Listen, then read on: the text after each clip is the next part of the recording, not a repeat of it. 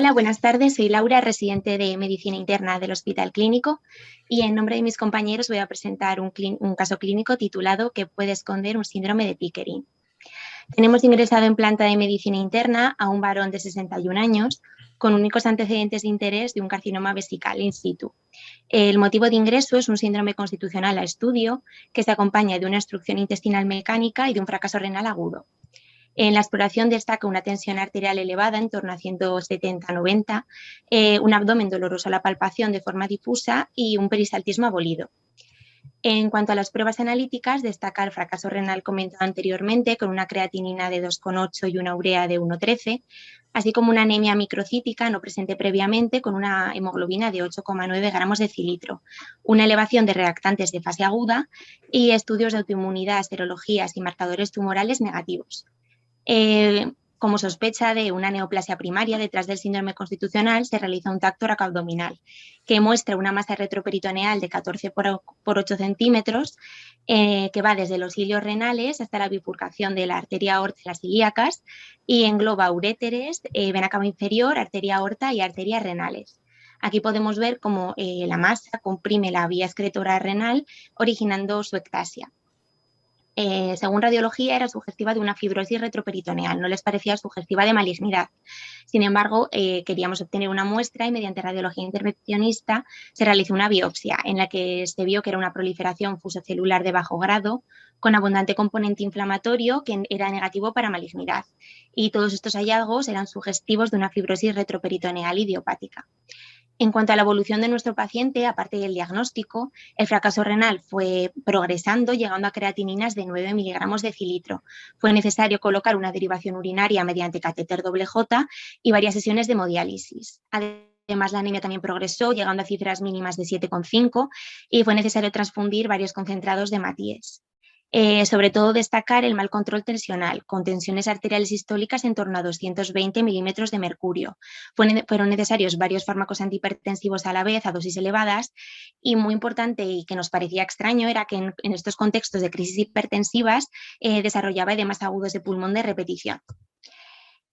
Con la sospecha diagnóstica que teníamos, que era una fibrosis retroperitoneal idiopática, iniciamos tratamiento con corticoides a dosis altas asociado a colchicina, y con este tratamiento antiinflamatorio se consiguió un control excelente de la tensión arterial y de forma progresiva fue reduciéndose la masa. A los 2 años la masa había perdido un 50% del volumen y habíamos conseguido el control de esta masa con la mínima dosis de corticoide posible, sin ser necesaria cirugía y sin recaídas importantes. Como podemos ver aquí, la masa a los 6 meses ha disminuido considerablemente el tamaño y en esta imagen vemos que ya no ocasiona ectasia de la vía excretora. En cuanto a la discusión del caso, como cuadro clínico guía tenemos una masa retroperitoneal y un síndrome constitucional, y lo primero que evidentemente nos planteamos fue descartar malignidad. Hay una serie de neoplasias que pueden originar este tipo de masas en retroperitoneo, fundamentalmente hematológicas, linfomas, mielomas múltiples, también sarcomas o también incluso enfermedades neoplásicas secundarias. En nuestro caso, con una biopsia que no era compatible para malignidad, descartamos estas opciones. Otra enfermedad, aunque es rara, pero el pronóstico es muy malo y el tratamiento es totalmente diferente, que hay que descartar, es una enfermedad de Ergem-Chester, que es una histocitosis de células no Langerhans, que es rara, pero por esto es importante descartarla por el mal pronóstico y el diferente tratamiento. Y luego sí que es importante que detrás de muchas fibrosis retroperitoneales idiopáticas diagnosticadas hasta la fecha, se esconde detrás una enfermedad por IgG4, que se caracteriza por niveles elevados en plasma de esta inmunoglobulina, así como una biopsia en la que suele haber células plasmáticas que son secretoras de esta inmunoglobulina, además de es frecuente que haya antecedentes de pancreatitis autoinmunes tipo 1. En nuestro caso, la IgG4 era normal, la biopsia no era compatible, tampoco había antecedentes de pancreatitis y la serie blanca y el proteinograma para pensar en un linfoma también eran normales, con lo cual llegamos a un diagnóstico de exclusión de una fibrosis retroperitoneal idiopática, que como bien dice su nombre, es de etiología desconocida, se predispone un origen genético, ya que se ve una prevalencia aumentada del complejo HLA-B27 positivo, y también hay gente que opina que puede tener un origen autoinmune, ya que hasta un 15% de los casos se asocian a otras enfermedades autoinmunes. La histología es muy inespecífica, combinando inflamación y fibrosis, y clínicamente se caracteriza por un síndrome constitucional propio de la inflamación derivada de la enfermedad y, sobre todo importante y muy típico, la derivada del efecto masa, ya que en el retroperitoneo pasan muchas estructuras cuya compresión puede originar diferentes cuadros clínicos. Para diagnosticarla se realizan pruebas de imagen, fundamentalmente el TAC abdominal, que muestra una placa fibrótica periaórtica. Y sí que es importante la exclusión de la malignidad mediante un PET-TAC, ya que se ha visto que si radiológicamente cumple una serie de criterios en cuanto a invasión de estructuras o de tamaño, si además se asocia a una captación en el PET-TAC, es muy sugestivo de malignidad y obligaría a realizar una biopsia para obtener una muestra anatomopatológica. En cuanto al tratamiento, el objetivo es doble: reducir el volumen de la masa para minimizar la clínica compresiva, que es el problema de la enfermedad, y por otro lado, que este control sea con la mínima dosis de corticoides posible. Por lo tanto, el tratamiento de elección es la corticoterapia, que se debe iniciar de forma precoz para mejorar el pronóstico, y sobre todo que la dosis inicial debe ser muy elevada, a miligramo kilo día, y posteriormente hay que reducir esta dosis hasta la mínima posible, dados los efectos secundarios. Para ahorrar corticoides utilizamos fármacos como por ejemplo la colchicina, que fue lo que empleamos en nuestro caso clínico. En personas que tengan contraindicaciones para la corticoterapia también se pueden utilizar inmunosupresores como el metotrexate. Y la cirugía, hay que recordar que es la última alternativa, ya que es muy difícil realizar una cirugía sobre el retroperitoneo debido al acceso y a las estructuras que ya están presentes. En cuanto al resto de síntomas, de la hipertensión arterial resistente al tratamiento y el edema agudo de pulmón de repetición, se esconde un único fenómeno fisiopatológico detrás: la isquemia arterial renal bilateral. Esta isquemia se puede producir bien por una compresión extrínseca, es decir, por una masa retroperitoneal, que es lo que sucedió en nuestro caso, que como hemos visto pues hay etiologías muy diversas, pero también puede ser por una oclusión intrínseca, fundamentalmente placas de ateroma. Esta oclusión intrínseca por placas de ateroma de ambas arterias renales es lo que se conoce como síndrome de Pickering. La estenosis bilateral de las arterias renales, bien por un síndrome de Pickering, es decir, por aterosclerosis, o bien por una masa retroperitoneal, lleva a la isquemia renal. Esta disminución del flujo arterial a nivel renal activa el sistema renina-angiotensina-aldosterona y el sistema nervioso simpático, originando una reducción de la natriuresis. De esta forma se elimina menos sodio, por lo tanto se elimina menos agua porque no hay mecanismo de arrastre, y de esta forma aumenta la presión telediastólica del ventrículo izquierdo. De forma retrógrada aumentaríamos la presión en el capilar pulmonar y en contexto de crisis hipertensivas es más fácil que se desarrollen edemas agudos de repetición de pulmón. Con lo cual, esto es lo que finalmente le estaba ocurriendo a nuestro paciente. Por lo tanto, para resumir, tenemos como cuadro clínico clave y diagnóstico una fibrosis retroperitoneal idiopática que ha ocasionado tres problemas fundamentalmente: un fallo renal por compresión ureteral, un pseudosíndrome de Pickering, porque no es un síndrome de Pickering al uso, ya que no hay aterosclerosis, pero sí estenosa ambas arterias renales, y un síndrome constitucional por la propia enfermedad. Como conclusiones, decir que la fibrosis retroperitoneal idiopática, también conocida como enfermedad de Ormond, es una causa rara de hipertensión arterial resistente al tratamiento, pero que hay que pensar en ella. Puede simular un síndrome de Pickering con crisis hipertensivas y edemas agudos de pulmón de repetición por compresión de ambas arterias renales, al igual que también puede ocasionar un fallo renal por compresión ureteral, que es importante tratarlo a tiempo para evitar que se convierta en un fallo renal parenquimatoso. Y en cuanto al tratamiento, debe ser precoz, con corticoides y con colchicina, para intentar que la dosis de corticoides sea la mínima posible y de esta forma mejorar el pronóstico de nuestros pacientes. Muchas gracias.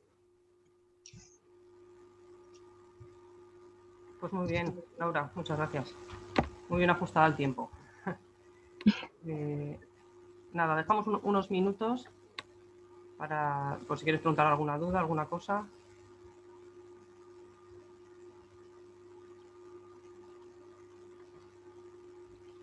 Yo sí que te quería preguntar, ¿con cuánta dosis de corticoides, cuando dices la mínima, con cuánta le estáis manteniendo a este paciente? Pues no estoy muy segura totalmente, pero creo que prednisona 10 miligramos o menos de 10. Asociado a la colchicina, ¿no? Como sí. has dicho. Y si la evolución no fuera la que has contado, pues igual probablemente tendrás que poner metotrexate, pero no ha hecho falta. Intentar empezar con un inmunosupresor para no tener que subir la dosis de corticoide.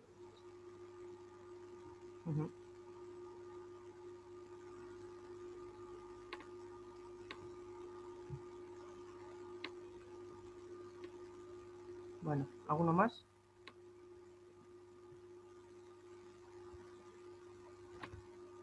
Vale. Bueno, pues seguimos entonces. Ah, sí, dime, Agustín. Igual no todo el mundo puede o sabe hacer las preguntas y respuestas, y algunas igual van por el chat. Ah, pues lo reviso. Pues, como ayer, es que ayer nos pasó lo mismo. Vale, que hay dos formas. Vale. ¿Alguna pregunta te hacen por aquí? Mira, tienes razón. ¿Siempre es necesario hacer biopsia, Laura?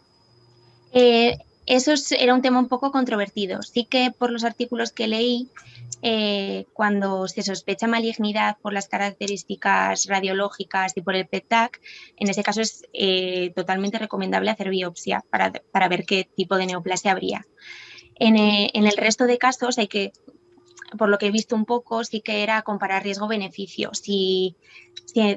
precisamente para descartar o igual una enfermedad por IgG4, pero es que el tratamiento es muy similar porque es con corticoides también, entonces por eso es un poco controvertido. Es más bien para llegar a un diagnóstico seguro, pero realmente a nivel terapéutico no tendría igual tanta importancia como para descartar una neoplasia.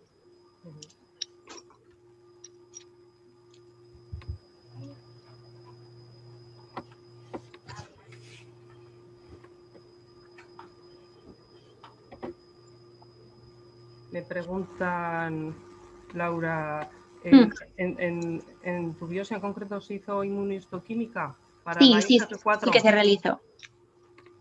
Vale. Y fue negativa para IgG4. Es que son dos patologías, pues eso, que están próximas, ¿no? La biopsia te puede dar la clave en bastantes casos. ¿Alguna otra pregunta? Mira, respecto al tratamiento, iniciar el tratamiento con inmunosupresor antes, ¿eso lo habéis valorado o algo que hayas revisado? Pues es que como no es una enfermedad frecuente, pues además de que, bueno, no fue directamente mi paciente, pero sí que revisé un poco en los artículos y directamente como tratamiento de elección empezaban con corticoterapia, tanto en la enfermedad por IgG4 como en la fibrosis retroperitoneal idiopática. Entonces, por eso precisamente no era un paciente con contraindicaciones para corticoterapia, directamente se empezó con corticoides, que quizás en otros casos se podría haber planteado directamente inmunosupresores, pero yo creo que la literatura dice que corticoterapia y no planteamos otro tratamiento. Vale. Muy bien.